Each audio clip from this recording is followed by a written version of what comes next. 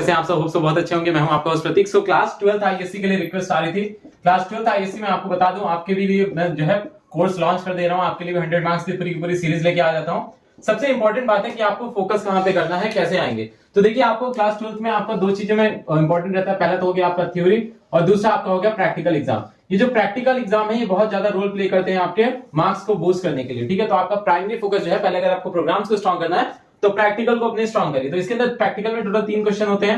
पहला कौन सा होता है, एरे का। दूसरा आपका कौन सा होता है, स्ट्रिंग का। और तीसरा आपका कौन सा होता है, नंबर्स का। ठीक है, ये 3 मेजर क्वेश्चंस आपसे पूछे जाते हैं। कैसा, पहला एरे, दूसरा आपका स्ट्रिंग और तीसरा आपका नंबर्स। अब इसके अंदर भी आपको प्रैक्टिकल में क्या होता है, प्रैक्टिकल में 2 तरीके से। सबसे पहले आपको क्या करना पड़ता है, शीट के अंदर, अपनी आंसर शीट के अंदर बैठ के लिखना होता है पूरा का पूरा थ्योरी की तरह तरीके से प्रोग्राम को। एंड आफ्टर दैट उसी को ही आपको क्या करना रहता है, और प्रोग्राम को रन कराना होता है स्क्रीन के ऊपर। ठीक है, तो इसलिए आपके लिए इंपॉर्टेंट क्या है कि भाई, इंपॉर्टेंट क्या है कि प्रैक्टिकल में आपकी थ्योरी के अंदर जो शीट के अंदर आप लिख रहे हो, प्रोग्राम बहुत अच्छे तरीके से होना चाहिए, एरर फ्री होना चाहिए। जो सबसे इंपॉर्टेंट बात है वो कैसा होना चाहिए, एरर फ्री होना चाहिए, सो दैट आपका प्रोग्राम इजीली रन कर सके।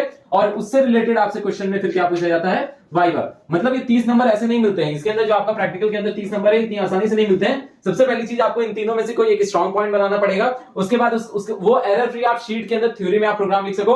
उसके बाद फिर उस प्रोग्राम को अच्छे से रन करा के उससे क्या निकाल सको, आउटपुट निकाल सको विदाउट एनी एरर। और तीसरी चीज, फिर उससे वाइवा से रिलेटेड उसके अंदर क्या दे सको, आप आंसर दे सको। तो देखो, फ्रीक्वेंटली आस्क्ड क्वेश्चन जो है वाइवा की, पूरी की पूरी मैं एक सीरीज ले आऊंगा जिसके अंदर आपको वाइवा से रिलेटेड क्या क्या क्वेश्चंस पूछे जाते हैं वो आपको इजीली समझ में आ जाएगा। वो आपको क्या हो जाएगा, इजीली समझ में आ जाएगा कि भाई क्या क्या पूछे जाते हैं आपसे। ठीक है, उसके बाद दूसरा बात करते हैं कि प्रैक्टिकल में अब एक बड़ी चीज आती है कि चॉइस। ठीक है, आप कौन से प्रोग्राम को अटेम्प्ट कर रहे हो। तो देखो, इसके ऊपर मैं आपको एक बेसिक चीज बता दे रहा हूं। एरे, स्ट्रिंग, नंबर्स तीनों की बात करते हैं। तो एरे के अंदर क्या होता है, एरे के अंदर आपको ज्यादा नंबर मिलते हैं। ये ज्यादा नंबर क्यों मिलते हैं, क्यों, क्योंकि इसके अंदर आपको इनपुट कराने का एक लंबा मेथड है। उसके बाद इसके अंदर बोला जाता है कि ओरिजिनल एरे भी प्रिंट कराओ। और तीसरी चीज क्या होती है, जो प्रोसेस्ड एरे होती है, दैट मींस इसके अंदर आपका आउटपुट होता है, जो प्रोसेस्ड आउटपुट होता है उसको प्रिंट कराना होता है। तो ये 2 पार्ट जो होते हैं, इसको भी आपका, ये भी आपके इंपॉर्टेंट रोल प्ले करते हैं मार्क्स के लिए। ठीक है, तो आपको हमेशा क्या करना है, ट्राई करना है एरे। और एरे के अंदर सारा गेम किस पे होता है, इंडेक्स नंबर पे। तो इसका जो क्वेश्चंस को घुमाने का स्कोप है वो बहुत कम होता है। क्यों, क्योंकि एक बार आपकी इंडेक्स पे कमांड हो गई, एक बार अगर आपकी क्या हो गई, इंडेक्स पे कमांड हो गई एरे के अंदर,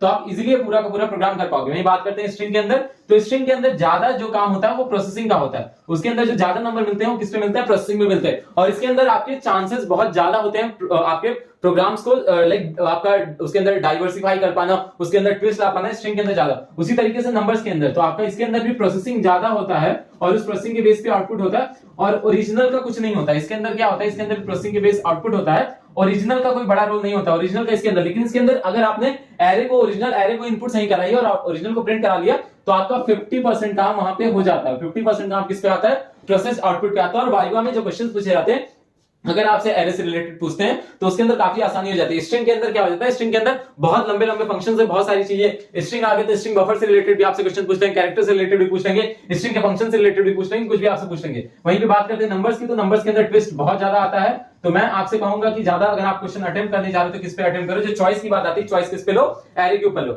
और मैं इसी के ऊपर ही पूरी की पूरी पहले आपको एरे, अगर आपको एरे के बेसिक्स नहीं क्लियर है तो जाके पुरानी वीडियोस देखो और अपने एरे के बेसिक्स को क्लियर करो। और 2D एरे की हम जो है पूरी की पूरी अच्छे से प्रैक्टिस करेंगे, डबल डायमेंशन एरे की। और उसके अंदर चाहे आपका बाउंड्री एलिमेंट हो गया, चाहे आपका बाउंड्री एलिमेंट हो गया, चाहे डायगोनल्स हो गए, ठीक है, चाहे स्पाइरल मैट्रिक्स हो गई, सारे के सारे क्वेश्चन एकदम अच्छे तरीके से देखेंगे। तो पहले आपसे कह रहा हूं कि आपको पहला काम जो आज आपको डिसाइड करना है, ये चॉइस वाली बात। ठीक है, आपकी प्रैक्टिकल में अगर आपको 30 नंबर लाने हैं तो कौन सा चॉइस लेके जाओगे। सो आपको अच्छे से इसके ऊपर मेहनत करो और 100 नंबर आपसे मिलकर लाएंगे। और आपको सबसे इंपॉर्टेंट बात है कि प्रैक्टिकल के साथ जब आप प्रैक्टिकल की अच्छे से तैयारी करोगे तो आपका थ्योरी के प्रोग्राम्स वहीं पे आपके आधे से ज्यादा कंप्लीट हो चुके होंगे। So fine, all the best. मिलते हैं आपको डबल डायमेंशन एरे के क्वेश्चंस के साथ। So fine, all the best, thank you.